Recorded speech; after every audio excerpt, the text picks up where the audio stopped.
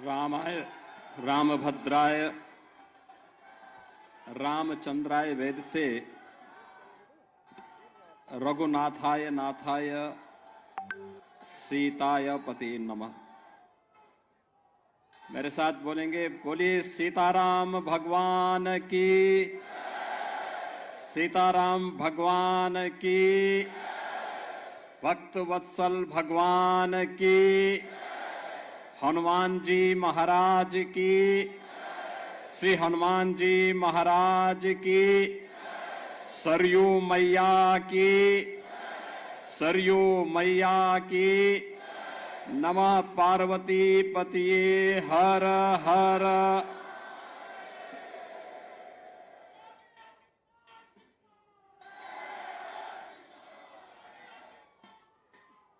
प्रतिष्ठा द्वादशी कि आज के इस पावन आयोजन में मंच पर उपस्थित पूज्य संतजन महंत श्री दिनेंद्र दास जी महाराज, महंत श्री धर्मदास जी महाराज, महंत ज्ञानी गुरजीत सिंह जी,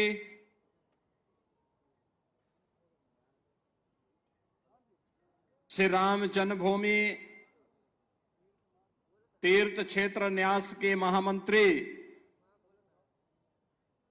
सम्मान्य श्री चंपत राय जी, विश्व हिंदू परिषद के हमारे केंद्रीय पदाधिकारी माननीय श्री दिनेश जी, उत्तर प्रदेश सरकार के मंत्रिमंडल के मेरे सहयोगी प्रभारी मंत्री अयोध्या श्री सूर्य प्रताप शाही जी, जल शक्ति मंत्री श्री स्वतंत्र देव सिंह जी,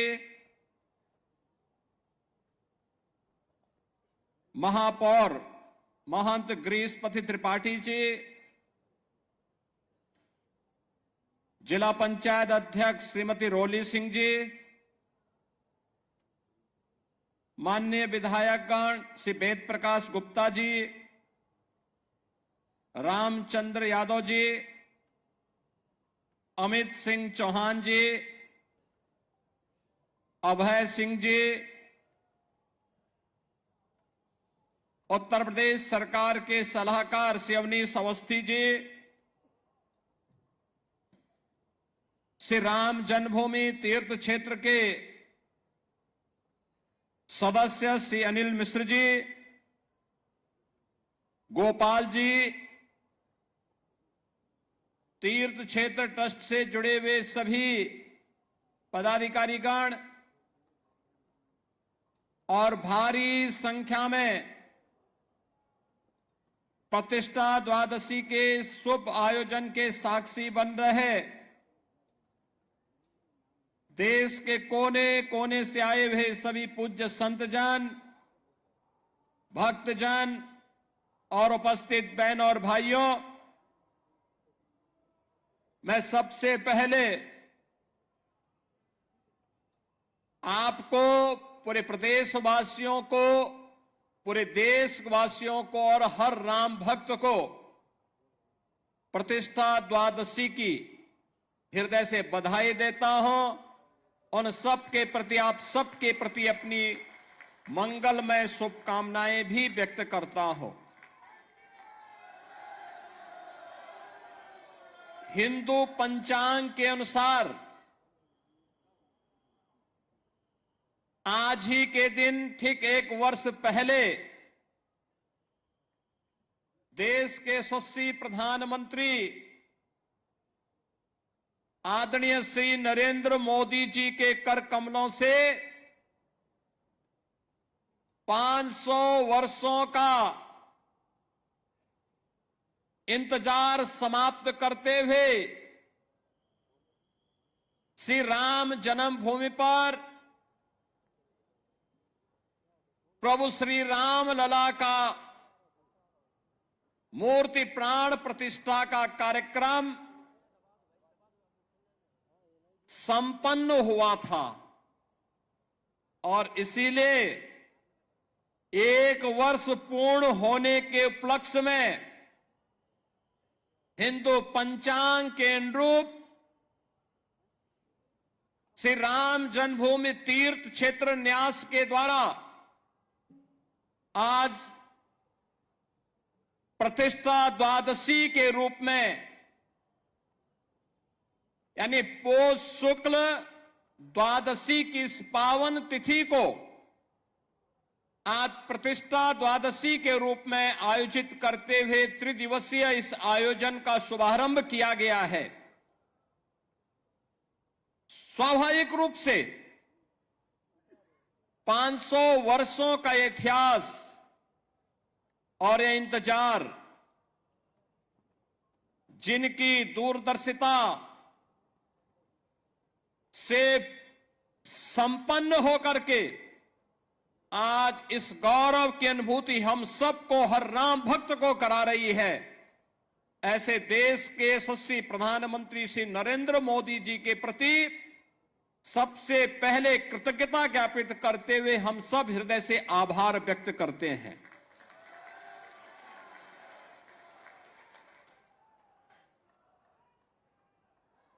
बहनों और भाइयों, इस अवसर पर श्री राम जन्मभूमि के लिए चले एक लंबे आंदोलन को, जो संविधान के दायरे में रह करके लोकतांत्रिक तरीके से जिस आंदोलन को एक मंच पर सजोने का काम राष्ट्रीय स्वयंसेवक संघ के मार्गदर्शन और नेतृत्व में सरदेव अशोक सिंघल जी ने आगे बढ़ाने का कार्य किया था, आज उनकी स्मृतियों को भी नमन करते हुए उन्हें मैं विनम्र श्रद्धांजलि अर्पित करता हूं। बहनों और भाइयों, यहां पर जो बात अभी माननीय चंपत जी कह रहे थे, 22 दिसंबर 1949 रामलला का अपनी जन्मभूमि में प्रकटीकरण होना,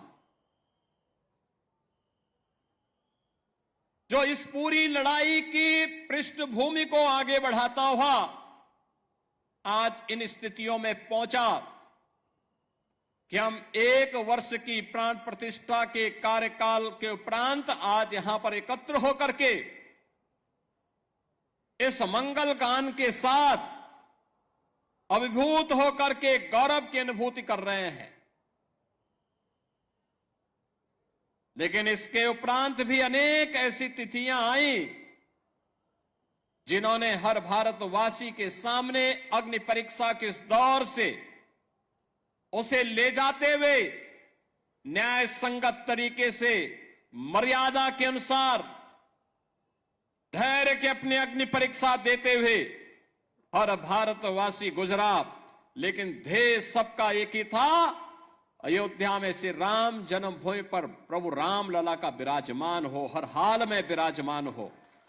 और इसके लिए इसका शुभारंभ होता है 9 नवंबर 2019 को, जब भारत की न्यायपालिका ने संवैधानिक तरीके से सर्वसम्मत से यह निर्णय सुनाया कि अयोध्या में जहां पर विवादित ढांचा था वह राम जन्मभूमि है और वहां पर एक ट्रस्ट गठित करते हुए प्रभु श्री राम लला के भव्य मंदिर के निर्माण का मार्ग प्रशस्त होना ही चाहिए।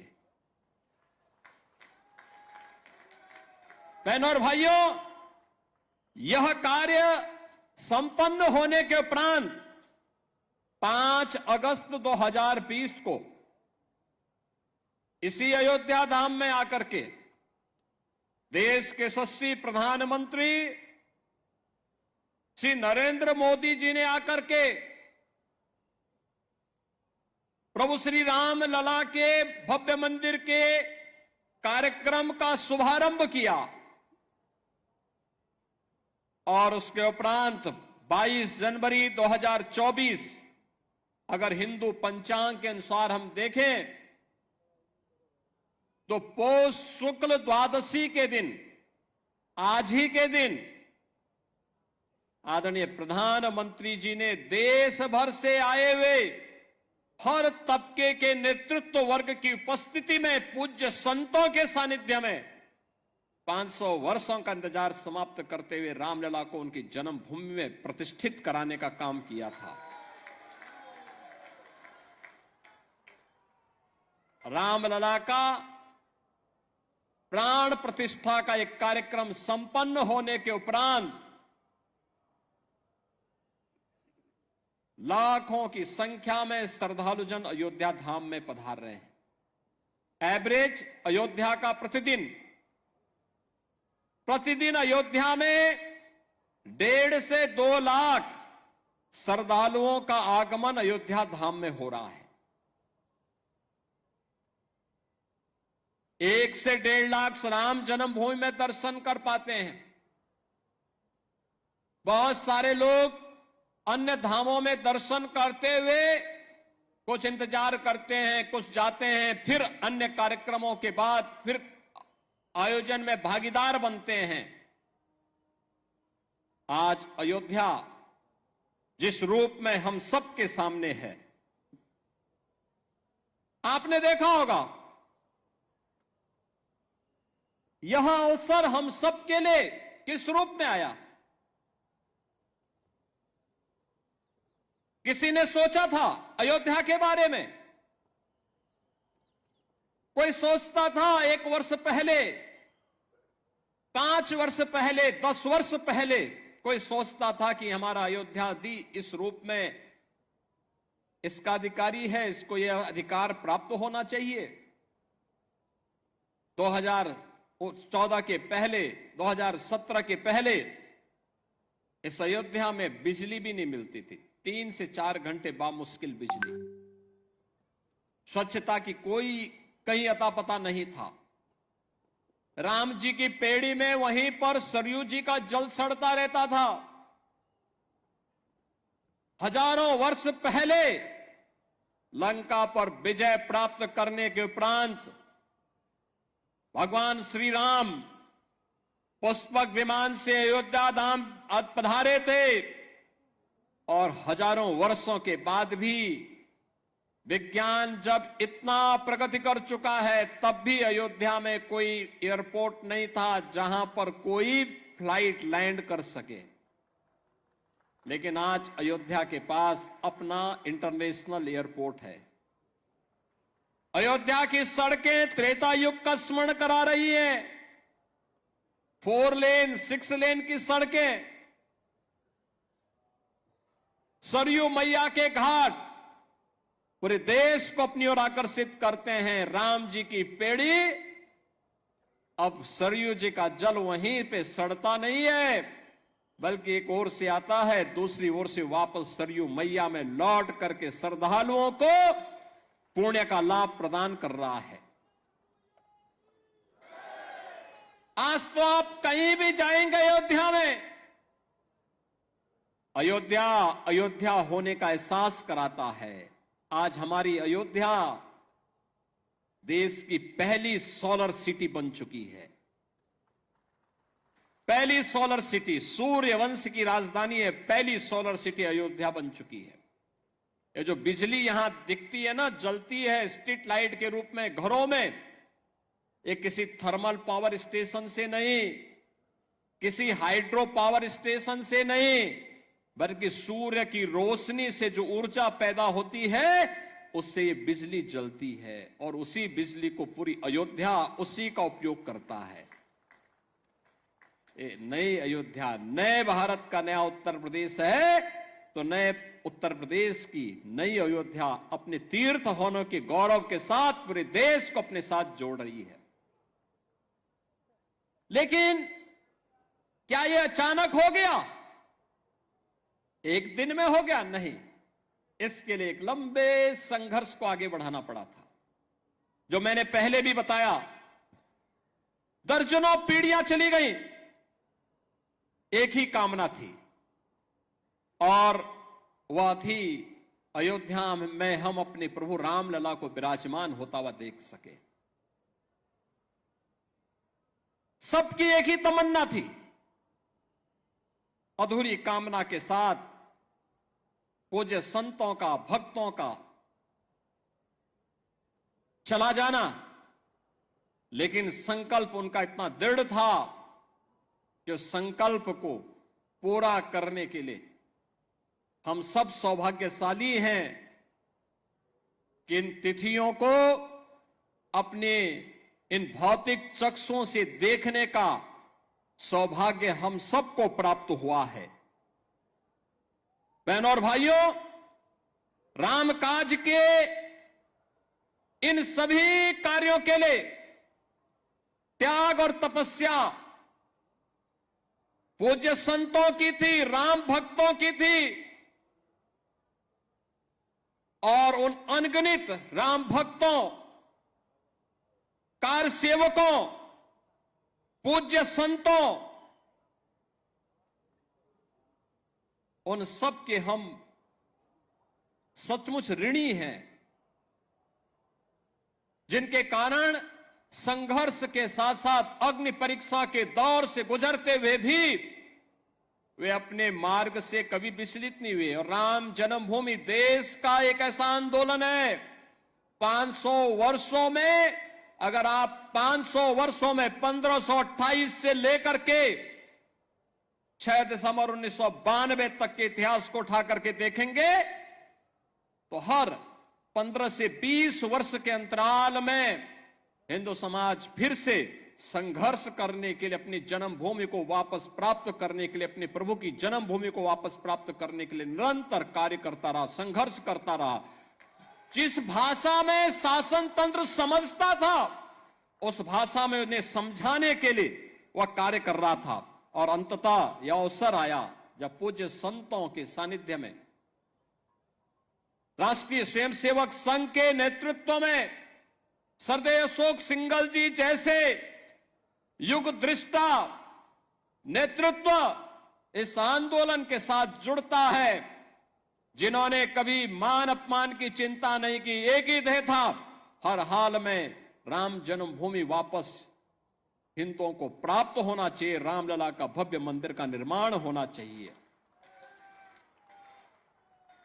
सचमुच बोलने के लिए शब्द नहीं है, हम सबका मन भावुक हो जाता है, भाव विभोर हो जाते हैं, हम भाव विह्वल हो जाते हैं जब इस पूरे इतिहास को देखते हैं। उस आंदोलन को नजदीक से हम लोगों ने जब देखा और आज जब यह परिणाम हम सबके सामने आता है तो खुशी इस बात की होती है कि हम सब सौभाग्यशाली हैं। याद करिए,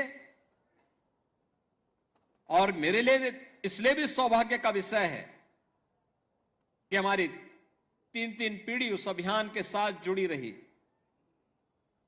पूज्य महंत दिग्विजय नाथ जी महाराज को मैं नहीं देख पाया था,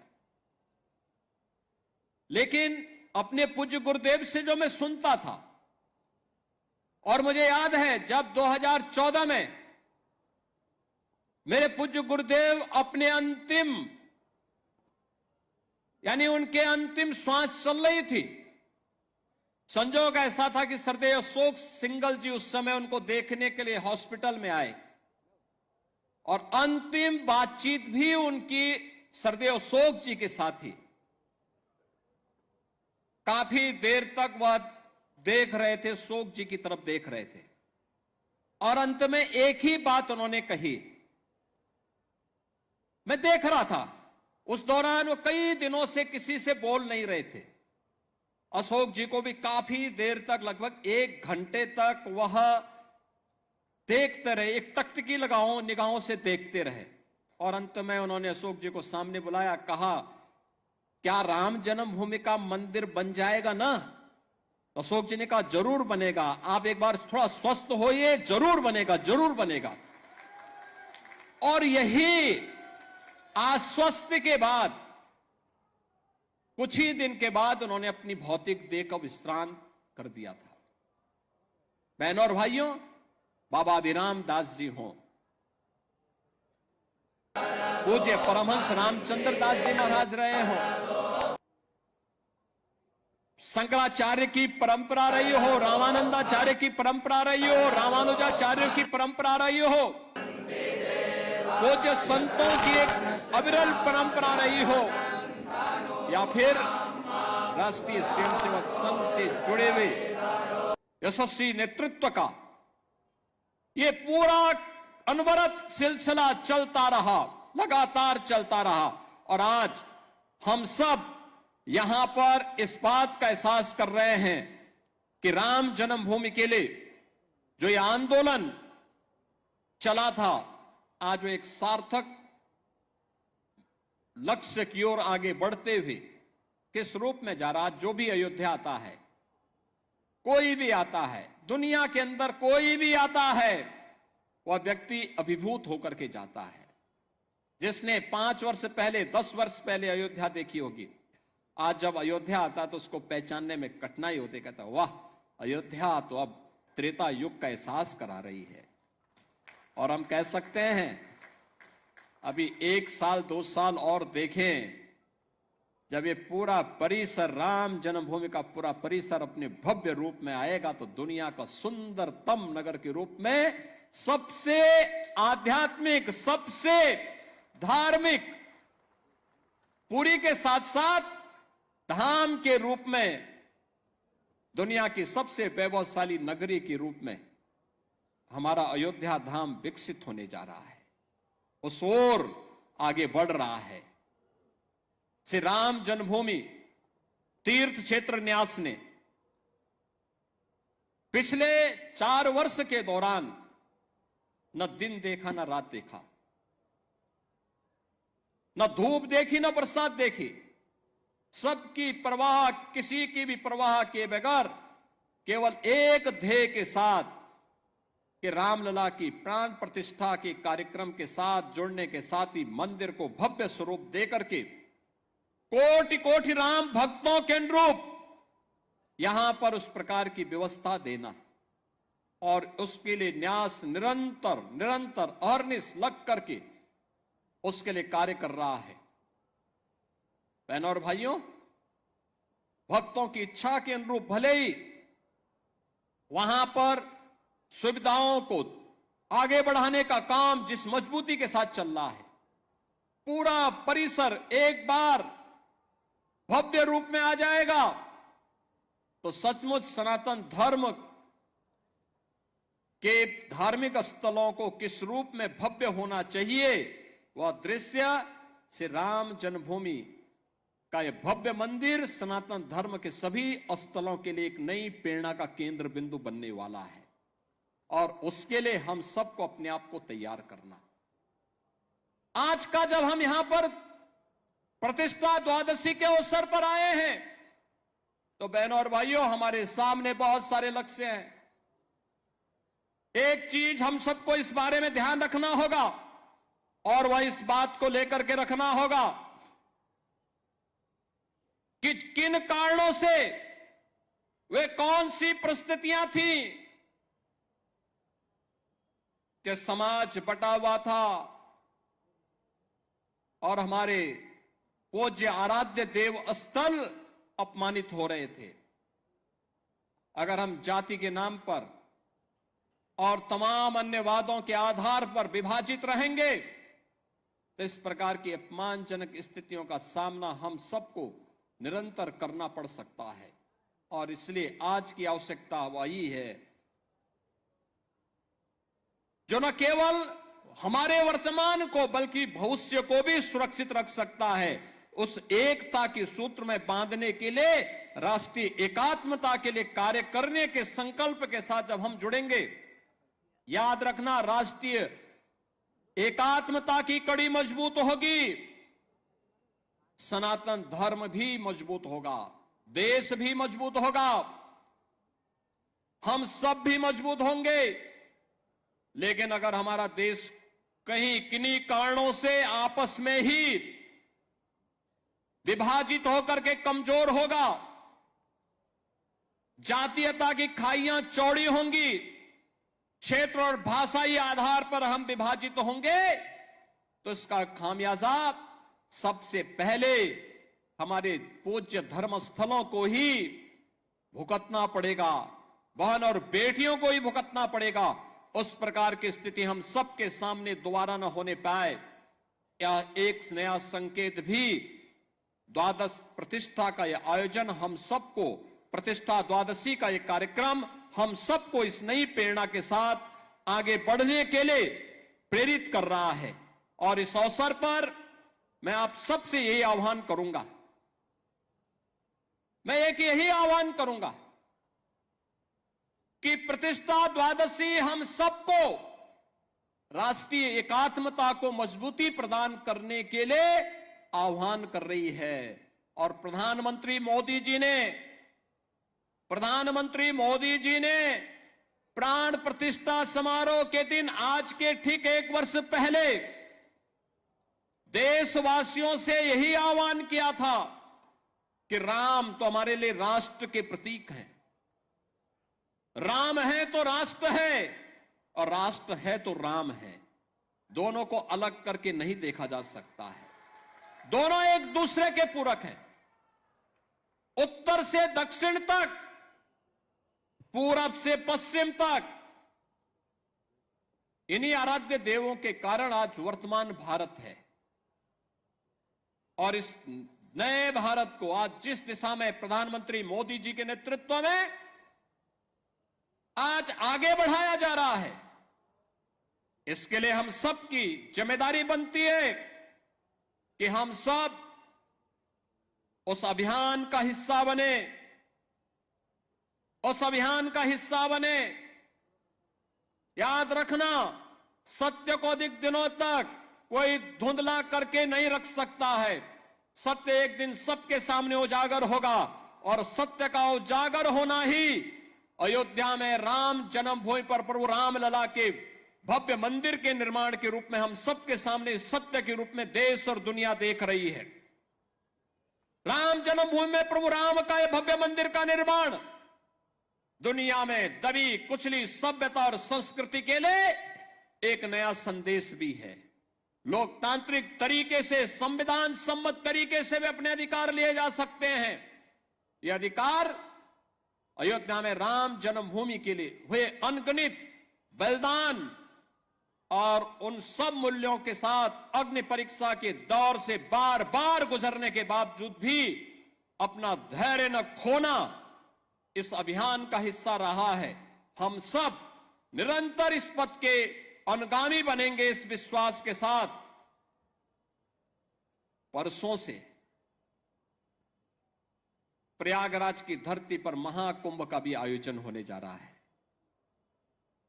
और प्रयागराज में भी जैसी सुविधा अयोध्या धाम में है, ऐसी भव्य सुविधा प्रयागराज में भी सबको प्राप्त होने वाली है।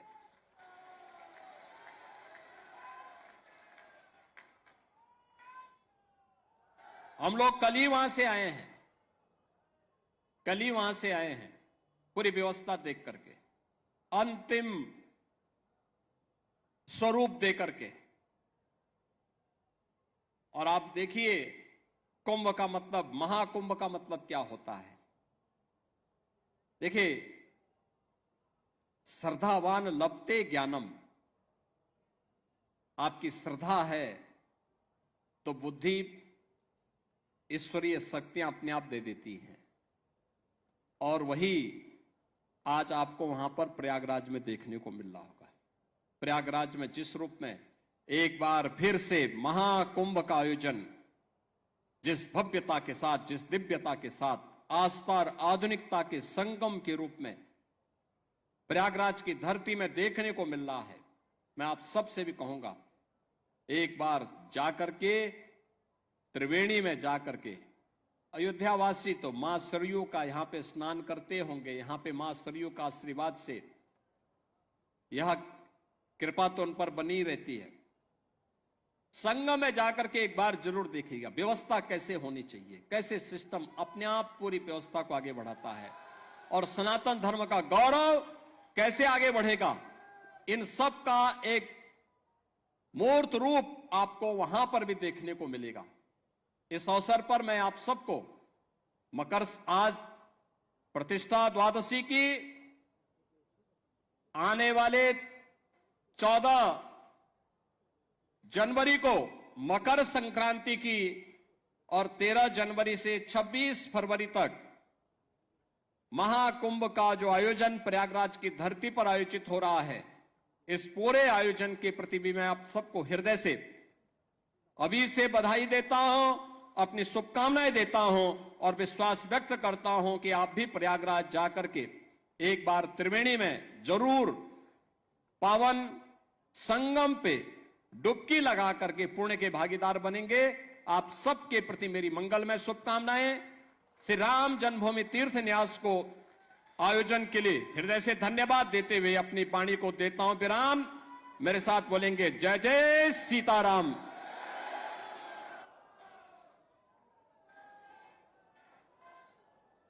आपका आभार माननीय मुख्यमंत्री जी। अब मैं व्यवस्थापक श्री राम जन्मभूमि मंदिर गोपाल जी का आह्वान करता हूं कि वो मंच पर आएं और अतिथियों के प्रति धन्यवाद ज्ञापित करें। गोपाल जी। प्रतिष्ठा द्वादशी के शुभ अवसर पर हर न्यूज अपडेट के लिए डिस्क्रिप्शन बॉक्स में दिए हुए लिंक से ज्वाइन करें रॉयल बुलेटिन का व्हाट्सएप ग्रुप और पाएं हर खबर सबसे पहले अपने व्हाट्सएप पर। अपने आसपास की खबरों के लिए सब्सक्राइब करें रॉयल बुलेटिन और इस वीडियो पर कमेंट के जरिए अपनी राय देना ना भूलें।